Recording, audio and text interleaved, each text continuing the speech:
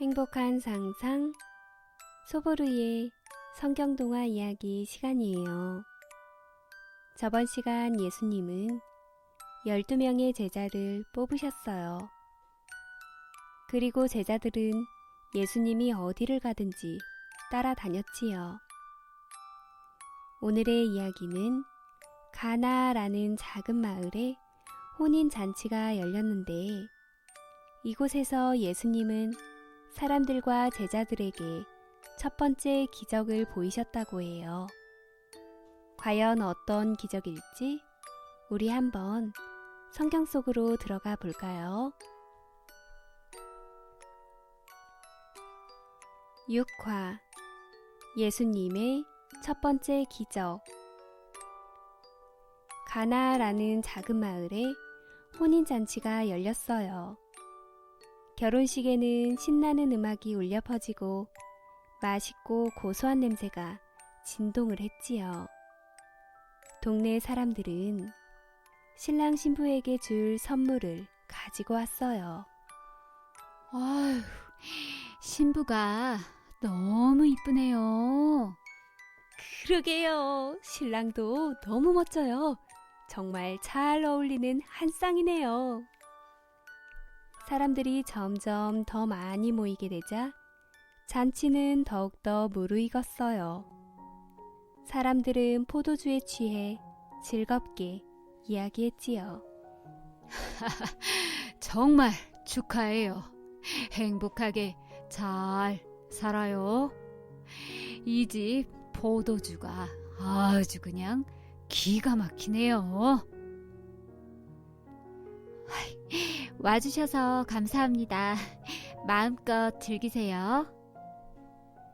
혼인잔치에는 예수님과 예수님의 어머니 마리아 그리고 예수님의 제자들도 혼인잔치에 참석했어요. 그들도 먹고 마시며 한창 잔치를 즐기고 있었죠. 그런데 예수님의 어머니 마리아는 잔치에 무언가 문제가 생겼다는 걸 눈치챘어요. 마리아가 하인에게 물었죠. 저 무슨 문제가 있나요? 네, 큰일이에요. 손님들이 너무 많이 온 탓에 포도주가 다 떨어져 버렸어요. 사람들이 알면 모두 돌아가 버릴지도 몰라요. 이런, 정말 큰일 났군. 마리아는 생각했어요. 그래. 예수라면 도와줄지도 몰라. 마리아는 예수님에게 가서 이 사실을 전했어요. 하지만 예수님은 이 모든 사실을 이미 알고 있었죠. 마리아는 손님들을 모시는 하인들에게 가서 말했어요. 잠시 후 예수가 너희에게 무슨 일을 시키거든 무엇이든 그대로 해야 한다. 네, 알겠습니다. 이스라엘 사람들의 집 대문 옆에는 큰 항아리가 있었어요. 그 항아리에는 발 씻을 물이 들어 있었지요. 샌들을 신고 다녔던 이스라엘 사람들은 더러워진 발을 씻기 위해 집에 들어가기 전 그 물로 발을 씻곤 했답니다. 혼인잔치가 한창인 지금은 손님들이 거의 발을 다 씻었기 때문에 항아리에 물이 없었어요. 예수가 하인들에게 말했어요. 저 6개의 항아리에 물을 가득 채우시오. 하인들은 예수님이 시키는 대로 했어요. 그러자 예수님께서 다시 말씀하셨죠. 자, 그럼 항아리에서 물을 한 컵 떠서 잔치 책임자에게 맛을 보게 하십시오. 하인들은 예수님의 말대로 물 한 컵을 떠서 책임자에게 맛을 보였어요.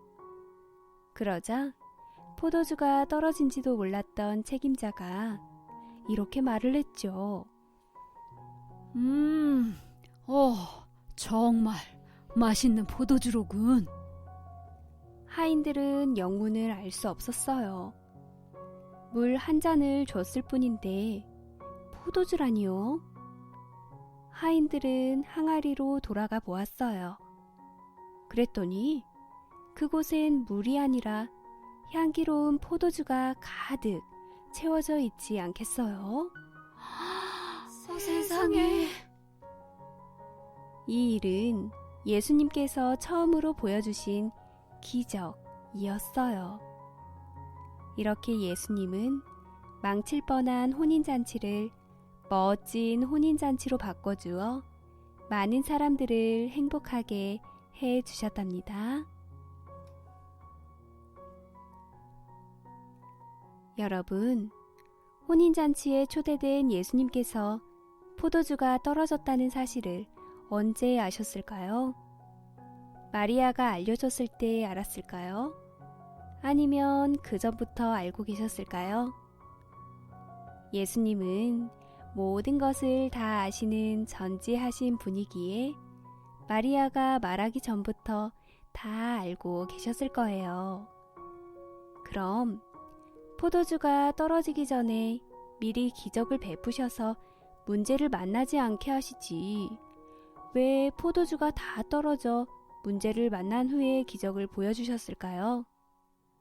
여기에는 매우 중요한 이유가 있답니다. 그건 바로 예수님이 기적을 보이기 전까지 예수님은 손님의 위치에 불과했다는 거예요. 그러나 포도주가 떨어지는 중대한 일을 겪으면서 마리아를 비롯한 그곳의 사람들은 예수님을 문제 해결의 중심으로 모셨어요. 이는 곧 예수님을 손님의 자리에서 주인의 자리로 모셨다는 것을 의미해요. 바로 이때 놀라운 기적이 일어난 거예요. 여러분, 오늘날 우리의 삶도 마찬가지예요. 여러분들에게 있어 예수님은 손님인가요? 아니면 주인인가요? 예수님을 믿는다고 하면서도 여전히 예수님이 손님으로만 계신다라면 여러분들의 삶에 아무런 변화가 일어나지 않는답니다. 그러나 삶의 중심에 예수님을 모시고 예수님을 주인 삼았을 때 비로소 어둠이 빛으로, 절망이 소망으로, 죽음이 생명으로 변화되는 기적을 경험하게 된답니다. 오늘 밤 우리 함께 고백해 볼까요? 예수님, 내 삶의 주인으로 오셔서 내 삶을 다스려 주세요. 라고요. 7화 예수님의 말씀. 많은 사람들이 예수님의 말씀을 들으러 찾아왔어요. 예수님의 제자들, 어른들, 아이들까지 모두 모여들었지요. 오늘은 또 어떤 말씀을 해주실까요? 글쎄요, 오늘도 정말 기대가 되는군요. 예수님은 산 위에서 사람들에게 이렇게 말씀하셨어요. 여러분, 저 새들을 한번 보십시오. 새들이 곡식을 쌓아둡니까? 아닙니다. 하늘에 계신 아버지께서 새들을 먹여 기르십니다. 또 이 산에 핀 꽃들을 보십시오. 꽃들 또한 아무 일을 하지 않아도 하나님께서 키워주시고 예쁜 옷도 입혀주십니다.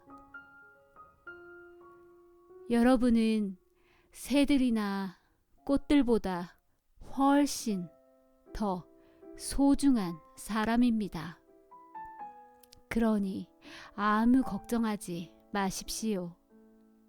하나님께서 여러분을 돌보아 주실 것입니다. 네, 감사합니다, 하나님. 또한 나의 말에 순종하는 사람은 단단한 바위 위에 집을 짓는 지혜로운 사람과 같습니다. 단단한 바위 위에 지은 집은 비가 오고 바람이 불어도 쓰러지지 않을 것입니다. 하지만 나의 말에 순종하지 않는 사람은 모래 위에 집을 짓는 어리석은 사람과 같습니다. 모래 위에 집을 지은 집은 비가 오거나 바람이 불면 무너지고 말 것입니다. 또 예수님은 이렇게 말씀하셨지요. 하늘나라는 가난한 사람의 것입니다. 지금 배고픈 사람은 배부르게 되고 지금 슬픈 사람은 기뻐하게 될 것입니다. 그러니 이웃을 사랑하고 어려운 이웃들을 도와 하나님을 기쁘시게 하십시오. 그리하면 나중에 하늘나라에서 큰 상을 줄 것입니다. 또한 여러분, 하나님께 이렇게 기도하십시오. 하늘에 계신 우리 아버지, 하나님의 이름을 거룩히 여기게 하시고 하나님의 나라가 이루어지며 하늘에서처럼 땅에서도 하나님의 뜻이 이루어지길 바랍니다. 우리에게 날마다 필요한 것들을 주시고 우리가 다른 사람들의 죄를 용서해 준 것처럼 우리 죄도 용서해 주세요. 우리가 사탄의 꾀임에 빠지지 않게 도와주시고 오직 나쁜 것들로부터 지켜주세요. 대개 나라와 권세와 영광이 아버지께 영원히 있사옵니다. 아멘. 여러분, 오늘 밤도 들려주신 생명의 말씀 그냥 흘려버리지 말고 머리에서 가슴으로, 가슴에서 마침내 우리의 삶으로 구현되길 바랄게요. 주의 말씀은 내 발의 등이요 내 길의 빛이니이다. 시편 119편 105절 말씀. 8화 중풍병자를 고친 예수님. 예수님께서 어떤 집에서 하나님의 말씀을 가르치고 있었어요. 예수님은 죽은 사람도 살린다면서? 네, 맞아요. 저도 그 소문 들었어요. 우리 한번 구경 가봐요. 예수님이 병든 사람들을 고친다는 소문은 금세 퍼져 멀리서도 찾아왔어요. 그러다 보니 그 집은 발 디딜 틈도 없이 매우 붐볐지요. 할 수 없이 마당에 서 있는 사람들도 많았고 문 밖에도 비집고 들어갈 자리가 조금도 없었답니다. 성경을 공부했던 율법 학자들은 예수의 소문을 듣고 매우 질투가 났어요. 예수가 우리보다 하나님에 대해 더 잘한다고? 도대체 뭐라고 하는지 한번 가봅시다. 그래요. 한번 가보자고요. 한편 예수가 있는 곳에서 멀리 떨어진 곳에 걷지 못하는 사람이 살았어요. 그는 중풍병자였지요. 그에게 친한 친구 4명이 찾아와 말했어요. 여보게, 이웃 동네에 예수라는 분이 와 계신다고 하더군. 그분이라면 자네의 병을 고쳐주실 것이네. 우리 한번 가보세나. 하지만 나는 걷지도 못하는데 어찌 그곳까지 간단 말인가? 걱정하지 마시게. 우리가 도와주겠네. 친구들은 중풍 병자를 들것에 실었어요. 그리고 친구들은 들것에 네 귀퉁이를 잡고 힘겹게 예수님이 있는 곳으로 향했지요. 드디어 예수님이 계신 곳에 도착을 했어요. 하지만 집 안과 문 밖에는 사람들이 가득 차서 친구를 예수님께 보이기가 힘들었지요. 저기요. 길을 좀 비켜주세요. 제 친구를 예수님께 보여야만 해요. 우리도 마찬가지예요. 우리도 예수님께 더 가까이 가고 싶소. 어쩌지? 더 이상 안으로 들어갈 수가 없겠는걸? 무슨 방법이 없을까? 친구들은 포기할 수 없었어요. 사랑하는 친구의 병이 꼭 낫기를 바랬지요. 그래. 좋은 생각이 떠올랐어. 저 집 옆에 지붕으로 올라갈 수 있는 계단이 있더군. 우리 저 계단을 통해 지붕으로 올라갑시다. 친구 4명은 친구가 누워있는 들것을 들고 계단을 통해 집의 지붕으로 올라갔어요. 그리고 지붕의 기와를 뜯어내고 지붕에 들것이 들어갈 정도의 구멍을 내었지요. 그런 뒤 들것에 밧줄을 매달아 예수님이 서 계신 바로 앞에 친구가 있는 들것을 천천히 내려 놓았답니다. 집 안에 있던 사람들은 모두 웅성대며 아픈 친구와 예수님을 번갈아 바라보았어요. 친구들은 생각했죠. 예수님께서 화내시면 어쩌지? 예수님이 우리 친구의 병을 고쳐주실까? 그때 예수님이 중풍 병자 친구 곁으로 다가갔어요. 그리고 이렇게 말씀하는 것이 아니겠어요? 당신의 모든 죄를 용서합니다. 그 모습을 본 율법 학자들은 화가 났어요. 뭐? 죄를 용서한다고? 감히 그런 말을 하다니. 죄는 오로지 하나님만이 용서할 수 있어. 자기가 뭔데 그런 소리를 하는 거야?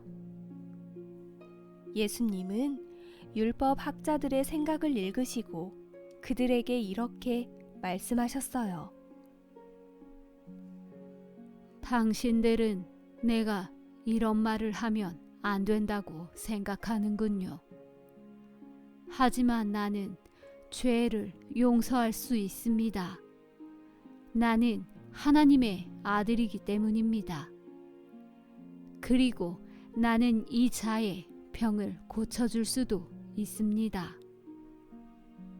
예수님께서 중풍 병자에게 말씀하셨어요. 일어나서 들 것을 가지고 집으로 돌아가십시오. 그러자 놀라운 일이 일어났어요. 중풍 병자가 벌떡 일어나는 것이 아니겠어요? 아니, 세상에 어떻게 이런 일이. 정말 고맙습니다, 예수님. 중풍 병자는 너무 기뻐했어요. 그리고 들것을 들고 문 밖으로 걸어 나갔지요. 그렇게 중풍 병자와 네 친구들은 하나님을 찬양하며 집으로 돌아갔답니다. 그곳에 있던 많은 사람들은 이렇게 이야기했어요. 예수님은 정말 대단해. 하나님의 아들이 틀림없어. 세상에 중풍병자를 고치다니. 여러분, 오늘 예수님께서 누군가의 도움을 받지 않고서는 설 수도 걸을 수도 없는 중풍병자를 고치시는 기적을 보여주셨어요. 예수님은 병을 고치실 뿐 아니라 이를 넘어 사람의 내면에 있는 죄의 문제까지도 깨끗이 해결해 주시는 분임을 알게 되었죠. 고로 예수님은 전능하신 하나님이요 유일한 구원자가 되신답니다. 여러분들 주변에 오늘 중풍병자처럼 질병이나 신체적인 장애로 고통받는 자들이 있지는 않나요? 바로 여러분들이 중풍병자 친구처럼 그들의 친구가 되어 예수님께 그들을 데리고 나오길 바래요. 어떻게 데리고 나올 수 있냐고요? 그건 바로 기도랍니다. 예수님께서 고쳐달라고, 깨끗이 해달라고 기도하는 거예요. 또한 우리 주변엔 여전히 죄의 문제로 방황하고 절망하는 영적 중풍병자들이 있어요. 이 죄의 문제 역시 온전히 해결해 주실 수 있는 분은 바로 오직 예수님 뿐이랍니다. 오늘 밤도 우리 영혼의 의사이신 예수님 안에서 우리의 몸과 마음이 온전해지고 또 예수님께 기도함으로 데리고 나온 그분의 삶도 새로워지는 밤이 되길 바랄게요. 9화 베데스다에서 일어난 일. 예루살렘에 베데스다 연못이 하나 있었어요. 그곳은 가끔 천사들이 내려와 물을 출렁이게 하는 신기한 연못이었지요. 그리고 베데스다 연못이 출렁거릴 때 제일 먼저 들어가는 사람의 병은 깨끗하게 다 나을 수 있었어요. 하지만 언제 연못이 출렁거릴지 몰라 아픈 사람들은 항상 연못가에 있었지요. 이번엔 꼭 내가 1등으로 들어갈 거야.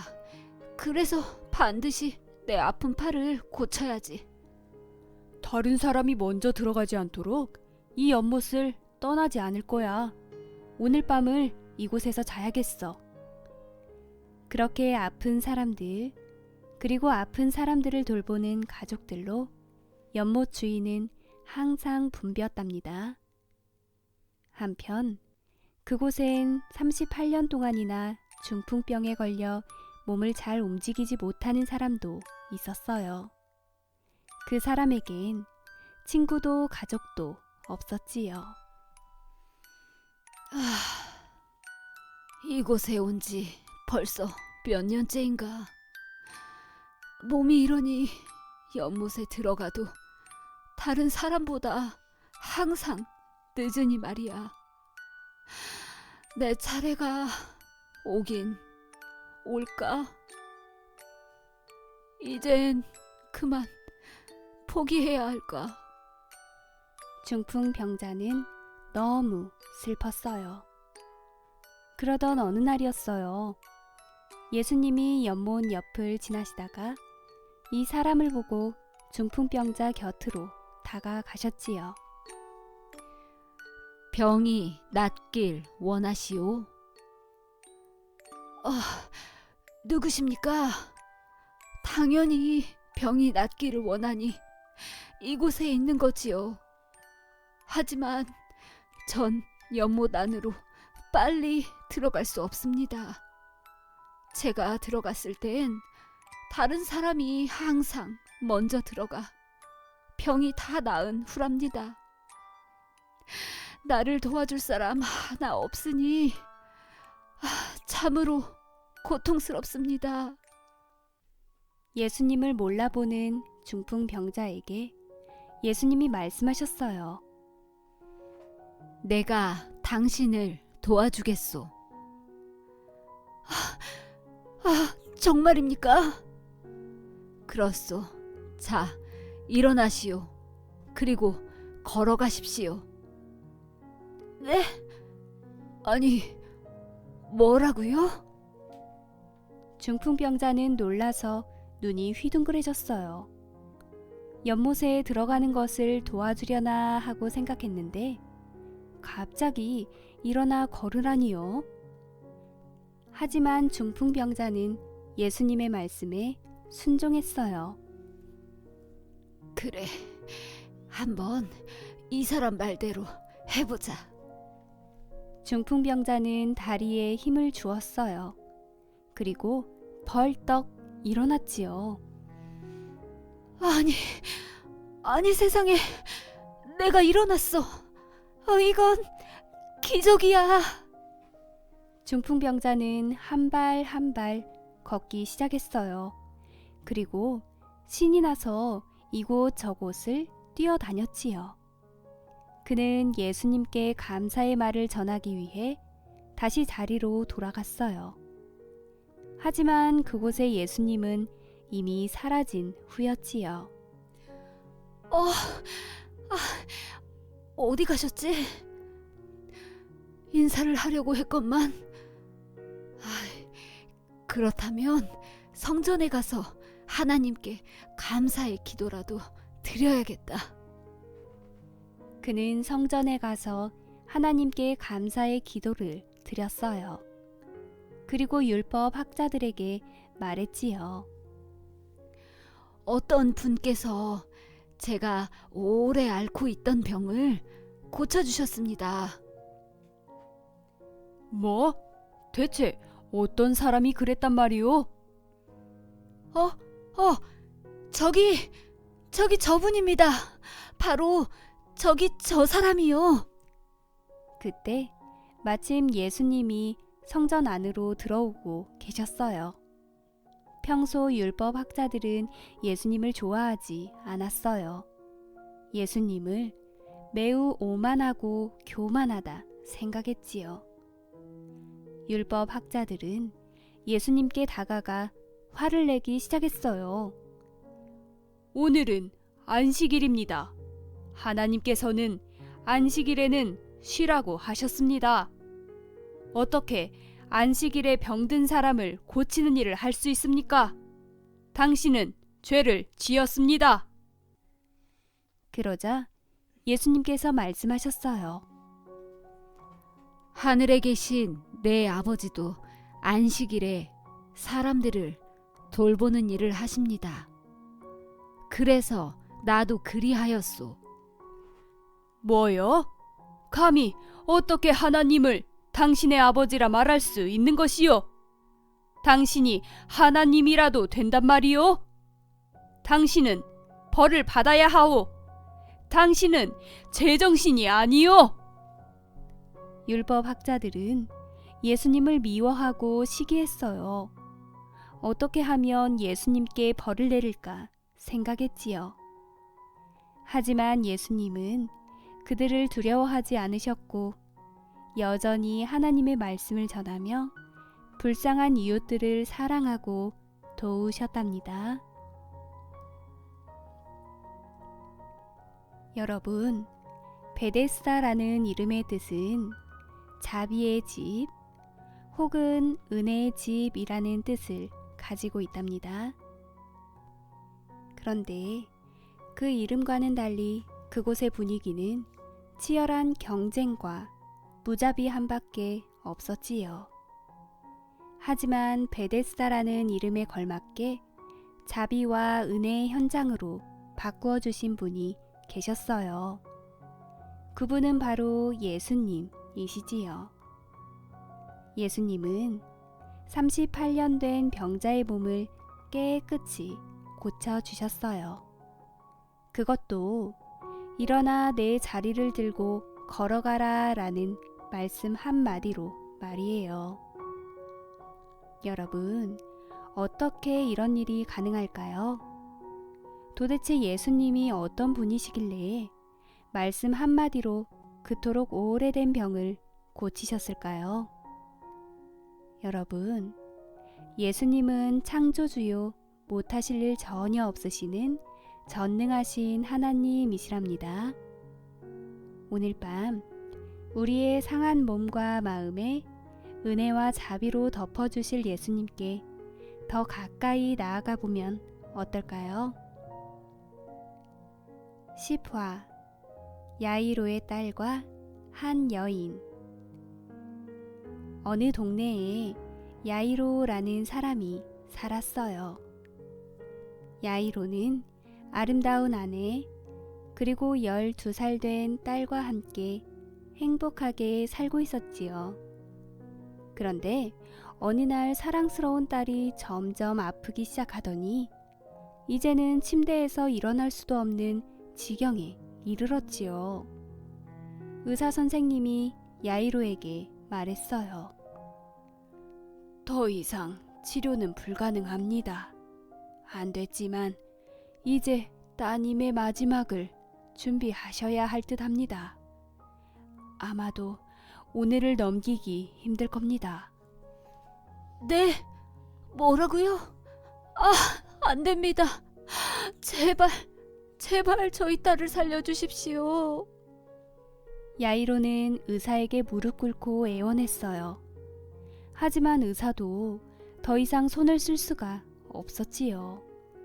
야이로는 너무나 슬펐어요. 그런 야이로에게 한 사람이 떠올랐어요. 바로 예수님이셨지요. 그래, 맞아. 예수님이라면 내 딸을 고쳐주실 수 있을 거야. 그분은 많은 사람들의 병을 고치셨으니까 말이야. 그래, 어서 그분께 가봐야겠어. 야이로는 예수님을 찾기 시작했어요. 그리고 마침내 호숫가에서 사람들에게 둘러싸인 예수님을 찾아낼 수 있었지요. 야이로는 예수님에게 뛰어가 다급히 말했어요. 예수님, 여기 계셨군요. 제 딸이 지금 많이 아픕니다. 다 죽어가고 있다고요. 제발 제 딸의 병을 고쳐주십시오. 제발 부탁드립니다. 그래, 알겠소. 걱정하지 마시고 어서 갑시다.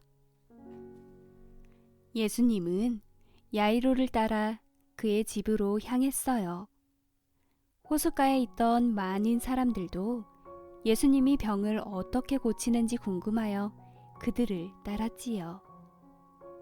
사람들이 많다 보니 서로 밀고 밀리면서 야이로와 예수님은 제대로 발걸음을 떼기 힘들 정도였어요. 그러다 보니 시간이 조금 지체되었지요. 어서 가야 돼. 어서. 딸아, 조금만 버티거라.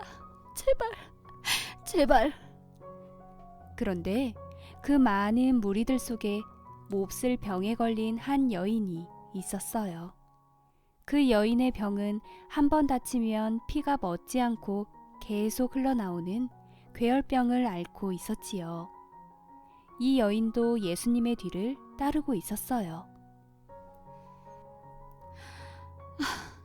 괴혈병을 앓은 지도 10년이 넘었어.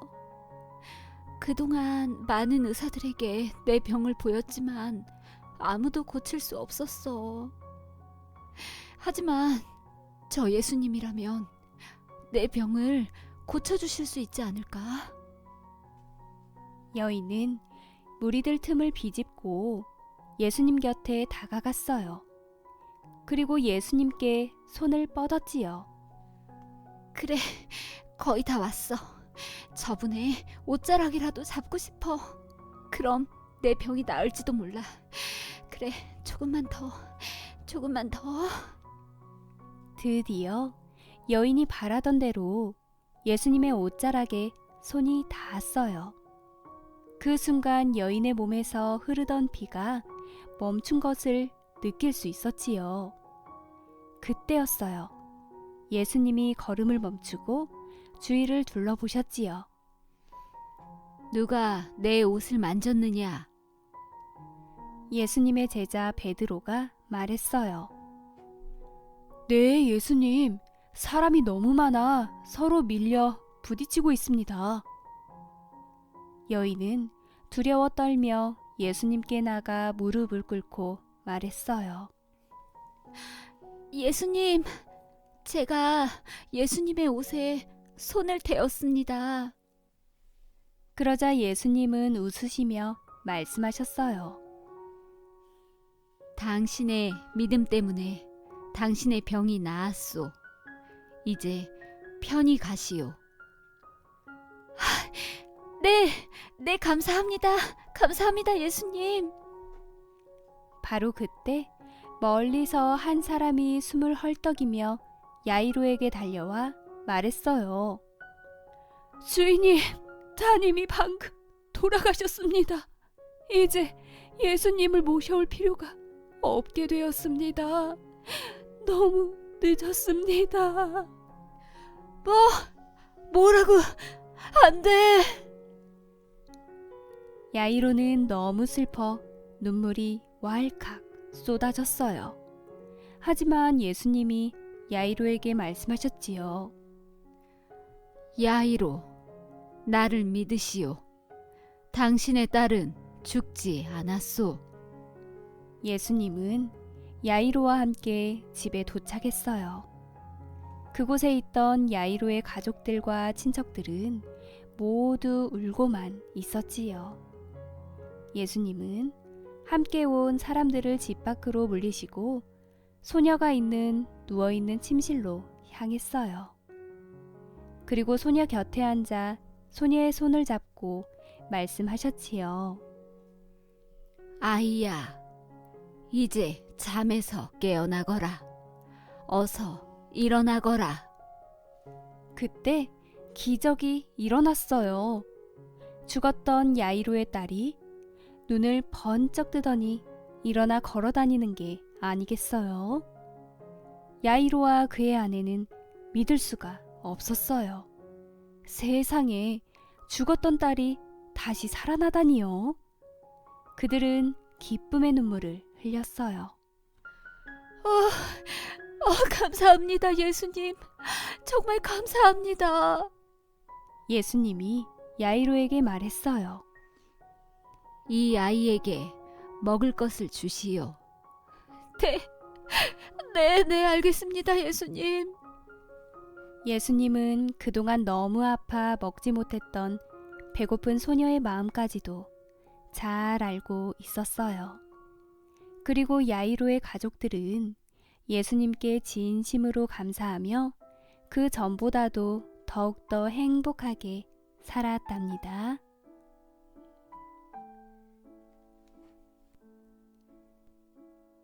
여러분, 예수님께서 병을 고치시거나 기적을 행하실 때마다 늘 사용하신 용어가 있답니다.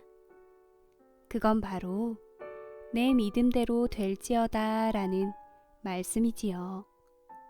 성경에서는 믿음을 가리켜 하나님과의 관계의 기초이며 기도 응답의 열쇠이고 기적을 이루는 도구라고 말해요. 오늘 이야기도 믿음이라는 관점에서 살펴보면 야이로의 믿음이 예수님을 찾았고 그 믿음이 딸을 살려냈지요.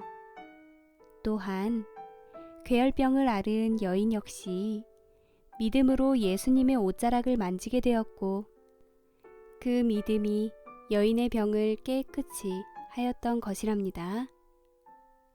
무엇보다도 주목할 것은 한시가 급한 야이로의 딸을 살리러 가는 길에 왜 하필 예수님은 가던 길을 멈추시고 괴혈병 걸린 여인을 고쳐주셨을까요? 그 이유는 여러분, 야이로의 입장에서 보면 야이로는 여인이 예수님께로부터 고침받을 때 그 현장에서 모든 과정을 목격한 사람이었어요.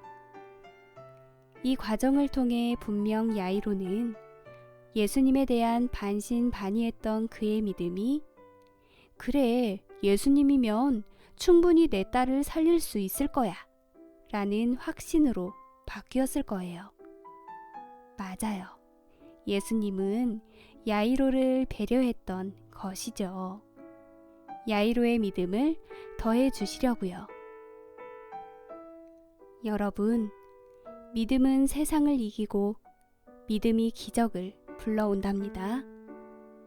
오늘 밤도 예수님을 믿는 믿음 안에서 죽은 것들이 다 살아나고 회복되는 기적의 밤이 되길 바래요. 행복한 상상, 소보루의 꿈꾸는 동화 이야기. 다음 시간에 또 만나요.